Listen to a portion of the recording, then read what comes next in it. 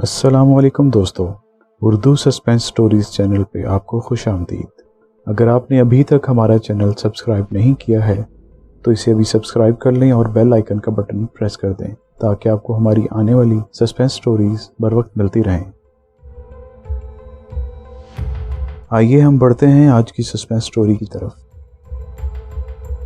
मौसम सरमा की एक खुनक और उदास शाम, मैं अपने ऑफिस में बैठा हस्बे मामूल क्लाइंट्स को डील कर रहा था कि एक परेशान हाल औरत अपना दुखड़ा रोते मेरे पास आ गई।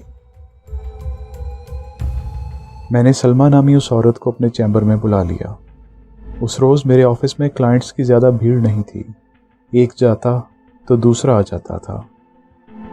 विजिटिंग लॉबी में भी वो रौनक नहीं थी जो वहाँ का खासा थी। निस्फ दर्जन से ज़्यादा अफराद हमा वक्त अपनी बारी के इंतज़ार में बैठे दिखाई देते थे। इस मंदी में कुछ तो मौसम का असर था और कुछ वैसे भी बाज़ दिन ऐसे होते हैं कि क्लाइंट्स की अदम मौजूदगी के बायस अच्छी खासी बोरियत का सामना होता है। वो भी एक ऐसा ही दिन था जब ही सलमा को इंतज़ार की कोफ्त नहीं उठाना पड़ी थी और फ़ौरन से पेशतर वो मेरे चैम्बर में पहुंच गई थी। सलमा की उम्र 50 से मुतजावज़ थी। वो मुतनासिब बदन की मालिक एक आम सी शक्ल सूरत वाली औरत थी। अपने हुलिये और पहनावे से वो गरीब नज़र आती थी। मेरा ये अंदाज़ा बादअज़ां दुरुस्त साबित हुआ। मैंने उसे बैठने के लिए कहा। जब वो एक कुर्सी खींचकर बैठ चुकी तो मैंने पेशा वराना मुस्कुराहट के साथ उसकी तरफ देखते हुए पूछा, जी फरमाएं, मैं आपकी क्या खिदमत कर सकता हूँ? वकील साहब, मैं बहुत परेशान हूँ, वो इज़तरारी लहजे में बोली। वो तो आपकी हालत ही से नज़र आ रहा है, मैंने ठहरे हुए लहजे में कहा। फिर पूछा, आप अपनी परेशानी की वजाहत करें ताकि मैं ये अंदाज़ा लगा सकूं कि मैं आपके लिए क्या कर सकता हूं। वहीदा को पुलिस ने गिरफ्तार कर लिया है, उसने दुखी लहजे में बताया। ये वहीदा कौन है? मैंने कागज़ कलम संभालते हुए सवाल किया। और पुलिस ने वहीदा को किस जुर्म में गिरफ्तार किया है? वहीदा मेरी इकलौती बेटी का नाम है वकील साहब, वो वजाहत करते हुए बोली। पुलिस ने उसे बेग साहब के कत्ल के इल्ज़ाम में गिरफ्तार किया है। बेग साहब कौन हैं? मेरा मतलब है कौन थे? मैंने सवालात के सिलसिले को आगे बढ़ाते हुए कहा। और तुम्हारी बेटी वहीदा से उनका क्या ताल्लुक़ था? जनाब, हम तो गरीब और मजदूरी करने वाले लोग हैं, वो भर्राई हुई आवाज़ में बताने लगी। मैं और मेरी बेटी वहीदा बफर जोन के अक़बी हिस्से में वाक़ई गोठनुमा एक छोटी सी बस्ती में रहते हैं और लोगों के घरों में काम करके हम अपनी रोज़ी कमाते हैं। वहीदा बेग साहब के घर में झाड़ू, बर्तन और सफाई धुलाई का काम करती है। लम्हाती तवक़्क़ुफ़ करके उसने एक बोझल सांस खारिज की, फिर इजाफ़ा करते हुए बोली, इश्तियाक बेग साहब का बंगला नॉर्थ नाज़माबाद में वाक़ई है। ठीक है, मैंने इस बात में गर्दन हिलाई। कत्ल की वारदात कब पेश आई है? कल दिन में जनाब, उसने जवाब दिया। आज जनवरी की 21 तारीख थी। गोया ये गुज़श्ता रोज़ यानी 20 जनवरी का वाक़या था। इसका एक वाज़ेह मतलब ये भी था कि आज सुबह पुलिस ने मुल्ज़मा को अदालत में पेश करके उसका रिमांड हासिल कर लिया होगा।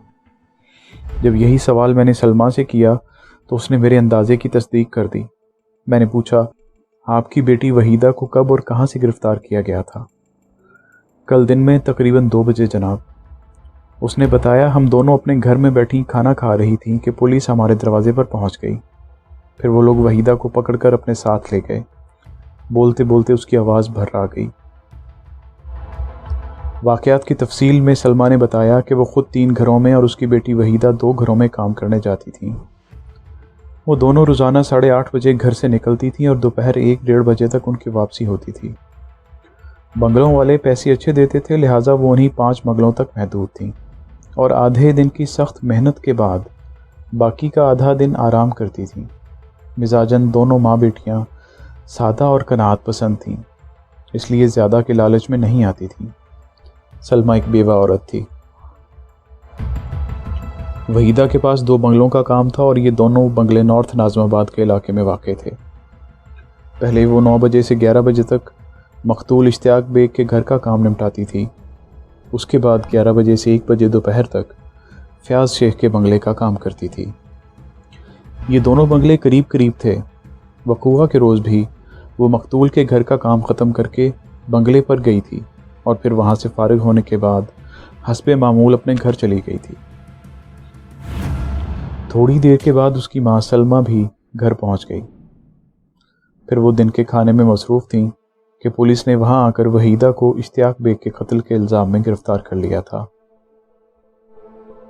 میں مزید 15-20 منٹ تک سلمہ سے مختلف زاویوں سے سوال کرتا رہا۔ میں نے سلمہ کے بیان کے مختلف اہم پوائنٹس نوٹ کرنے کے بعد تسلی آمیز انداز میں کہا، ٹھیک ہے سلمہ صاحبہ، آپ کل اسی وقت میرے پاس آ جائیں، پھر میں آپ کو بتاؤں گا کہ وحیدہ کی رہائی کے سلسلے میں کیا کر سکتا ہوں۔ کل آؤں؟ وحیدہ کی ماں نے مایوسی سے پوچھا، آج آپ کچھ نہیں کریں گے؟ وہ قانونی اور عدالتی معاملات سے بالکل ناواقف تھی۔ میں نے سمجھانے والے انداز میں کہا، سلمہ جی، ابھی اس لیے کچھ نہیں ہو سکتا کہ آپ کی بیٹی عدالتی ریمانڈ پر پولیس کی تحویل میں ہے۔ میرے اندازے کے مطابق پولیس نے تفتیش مکمل کرنے کے لیے کم از کم 7 روز کا ریمانڈ تو ضرور لیا ہوگا۔ جب وہ لوگ چالان کے ساتھ وحیدہ کو حوالہ عدالت کریں گے تو اس کے بعد میرا کام شروع ہوگا۔ اس دوران میں وحیدہ سے ملاقات کر کے اس واقعے کے حوالے سے معلومات حاصل کر لیتا ہوں۔ لمحاتی توقف کر کے میں نے ایک گہری سانس لے کر سلمہ سے پوچھا، وحیدہ کو کس تھانے میں رکھا گیا ہے؟ اس نے مجھے متعلقہ تھانے کا نام بتا دیا۔ میں نے اس کی پریشانی کے پیش نظر تسلی اور دلاسے دیے۔ وہ بڑی توجہ سے میری بات سنتی رہی اور میرے خاموش ہونے پر بولی، کیا میری بچی 7 دن تک پولیس والوں کے قبضے ہی میں رہے گی؟ ہاں، یہ قانونی مجبوری ہے، میں نے سمجھانے والے انداز میں کہا۔ جب پولیس کسی ملزم کو عدالت میں پیش کر کے اس کا ریمانڈ حاصل کر لیتی ہے تو پھر وہ تفتیش کی تکمیل تک اسے اپنی کسٹڈی میں رکھنے کی مجاز ہوتی ہے۔ وہ اپنی بیٹی کے لیے بے حد فکر مند تھی۔ متذبذب انداز میں مستفسر ہوئی، وکیل صاحب میری وحیدہ رہا تو ہو جائے گی نا؟ انشاءاللہ، میں نے مضبوط لہجے میں کہا، اگر وہ بے گناہ ہے تو پھر اس کا ایک بال بھی بیکا نہیں ہوگا۔ آپ حوصلہ رکھیں۔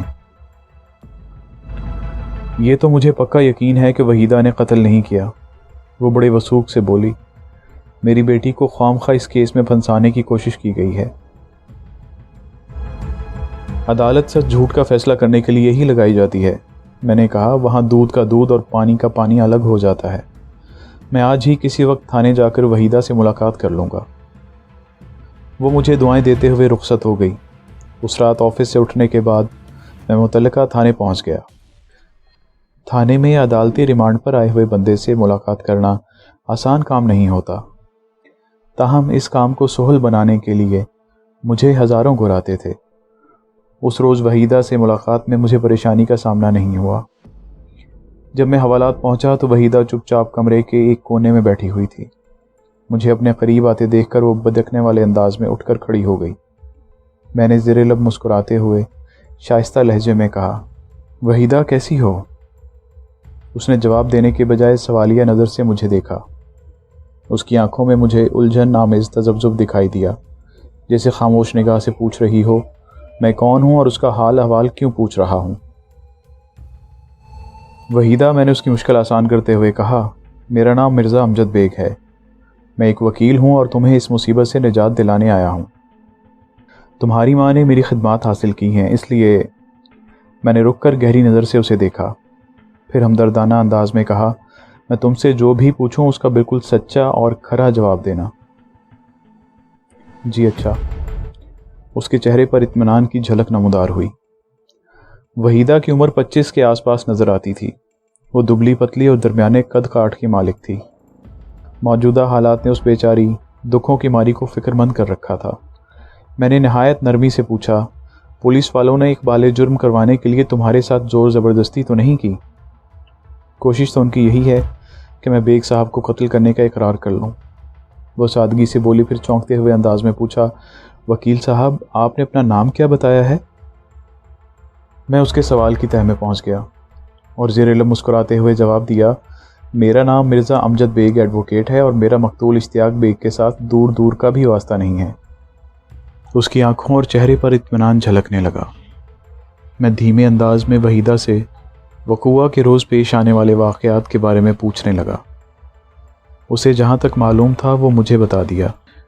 میں نے اس سے مقتول اشتیاق بیگ کی فیملی اور دیگر معاملات کے بارے میں بھی سوالات کیے اور اس نے مجھے تسلی بخش جوابات دیے۔ آدھے گھنٹے کی ایک تحقیقاتی گفتگو سے میں اس نتیجے پر پہنچا کہ وحیدہ کا اس قتل سے دور کا بھی واسطہ نہیں تھا۔ اس بیچاری کو کسی سوچی سمجھی سازش کے تحت اس کیس میں گھسیٹ لیا گیا تھا۔ میں نے اس ملاقات کے اختتام پر وکالت نامے، درخواست ضمانت اور دیگر اہم کاغذات پر وحیدہ کے انگوٹھے لگوائے۔ کیونکہ وہ چٹی ان پڑھ تھی، لہٰذا دستخط وغیرہ کا تو سوال ہی پیدا نہیں ہوتا تھا۔ میں نے اسے ایک بار پھر اس بات کا یقین دلایا کہ میں اپنی کوششوں سے اسے باعزت رہا کروا لوں گا۔ اسے پریشان ہونے کی ضرورت نہیں۔ علاوہ ازیں میں نے اسے تفتیشی مہربانیوں سے بچنے کے لیے چند پتے کی باتیں بھی بتائیں، پھر وہاں سے آ گیا۔ اگلے روز وحیدہ کی ماں سلمہ حسب وعدہ مجھ سے ملنے آئی تو میں نے اسے بتایا کہ میں نے اس کی بیٹی کا کیس لینے کا فیصلہ کر لیا ہے۔ اس نے میری فیس پوچھی، میں نے اس کے سوال کا جواب دے دیا۔ جی تو دوستو، آج کے لیے بس اتنا ہی۔ اس کہانی کا بقیہ حصہ قسط نمبر 2 میں ملاحظہ فرمائیں۔ اگر آپ کو ہماری یہ کاوش پسند آئی تو اسے لائک اور شیئر ضرور کیجیے گا۔ اپنا خیال رکھیے۔ اللہ نگہبان۔